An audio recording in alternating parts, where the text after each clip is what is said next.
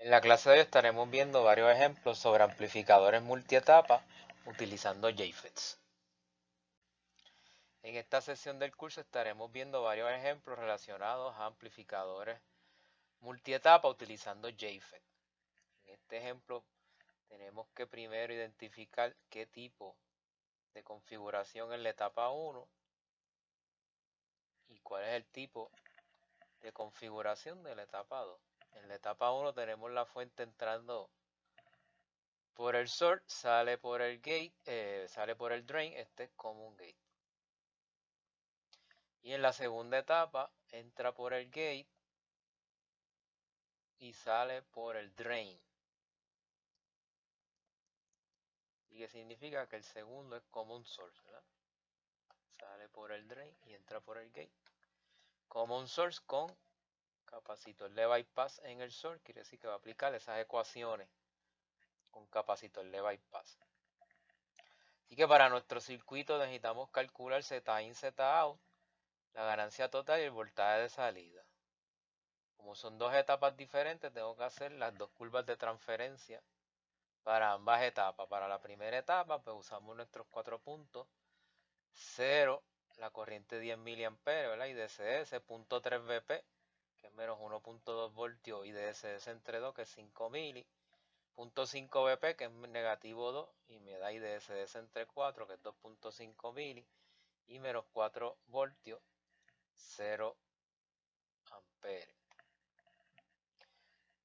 Para el load line, entonces vamos a usar la ecuación de KVL, ¿verdad? Que sale del circuito de self bias. Así que con los 4 puntos los trazamos entonces en nuestra curva de transferencia, ¿verdad? Vamos aquí nuestra curva de transferencia. Una vez tengamos los 4 puntos, lo trazamos, ¿verdad? Y sería la curva roja, ¿verdad? La curva de transferencia del JFET. Y entonces, load line sale del KVL del self bias, que sería V gate source es igual a menos ID por RS, le damos valores. 0 de corriente me da 0 de voltaje de gate a source, sale del origen, y IDSS entre 2, que es 5 mili.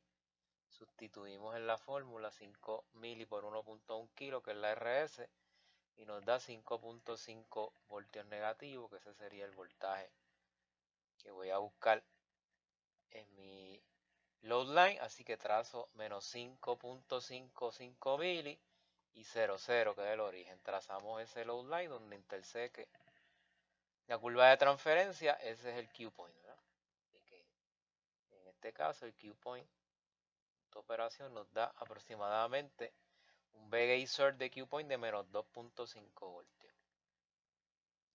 Eso lo sustituimos en nuestra ecuación de GM, 2IDSS, el valor absoluto de Vp por 1 menos V gate source de Q point entre Vp, y eso nos da 1.88 milisiemens para esa primera etapa, ¿verdad? Ese GM de la primera etapa. La segunda etapa pues hacemos lo mismo, la curva de transferencia con los 4 puntos. 0,9 mA, 0.3 Vp, menos 2.4 voltios, 4.5 mA, 0.5 Vp, menos 4, 2.25 mA, y menos 8, 0. Y de nuevo el KVL del circuito es el que me da la ecuación del load line, que como es un self bias siempre sale V gate source menos ID por RS. Trazamos entonces nuestra curva de transferencia con esos 4 puntos, que sería la curva roja nuevamente. Y con la ecuación del load line, V gate source igual a ID menos ID por RS, saliendo del origen tengo el punto 0, 0. Y dando elevador de IDSS entre 2, que sería 4.5 mil, y sustituyendo en la fórmula, menos 4.5 mili por 1.1 kilo nos da 4.95 voltios, que sería nuestro segundo punto. Identificamos esos dos puntos, trazamos la línea de carga donde interseque, ¿verdad? Esa curva roja, que es la curva de transferencia, ese es el Q point, ¿no?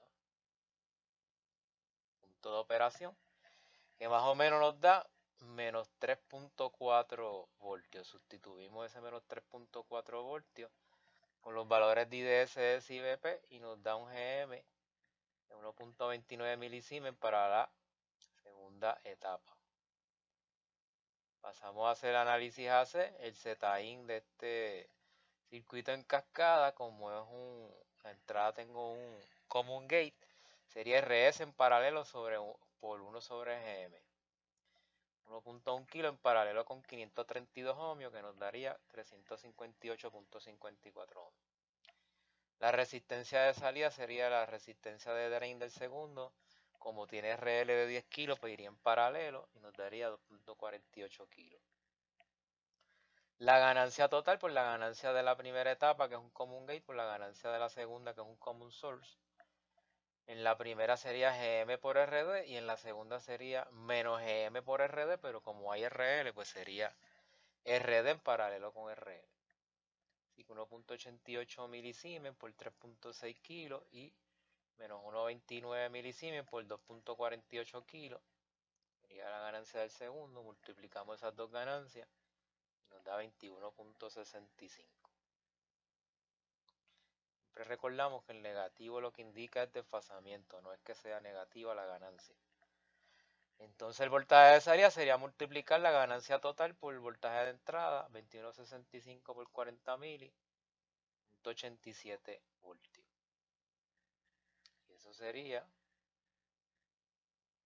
este problema o ejemplo número 1 de circuitos o amplificadores multietapas usando JFETs. Tenemos un segundo circuito donde nos piden más o menos lo mismo que en el anterior. Hacemos lo mismo, que es identificar cada etapa, qué tipo de amplificador es. La primera etapa tenemos que la señal entra por el gate, sale por el drain, sería un common source. Y la etapa 2 es exactamente igual que la etapa 1, así que también es un common source. La única diferencia es que este es un common source que no tiene resistencia de bypass. Capacitor de bypass en la resistencia de source. Por lo tanto, eso hay que considerarlo y usar la ecuación correspondiente, lo cual nos va a dar una ganancia menor. Y que lo bueno de aquí es que solamente es un análisis DC porque son dos etapas iguales. Hacemos el circuito equivalente DC, que sería 1.2K en la RD, 220 en la RS, 1 mega en la RG. Los 4 puntos de nuestra curva de transferencia serían 0, 10 mili, 0.3 BP menos 1.2 voltios 5 mili, 0.5 BP menos 2 voltios 2.5 mili y BP menos 4, 0 amperes. Como es un self bias, la ecuación del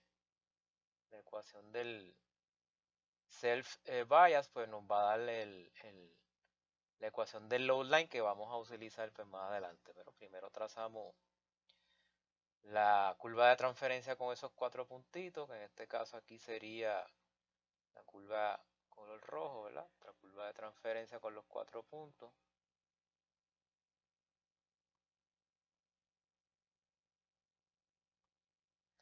Y una vez tengamos la curva de transferencia con la ecuación del load line, B gate source es igual a menos ID por RS, le damos valores, ¿verdad? Que sería 0, 0 saliendo del origen.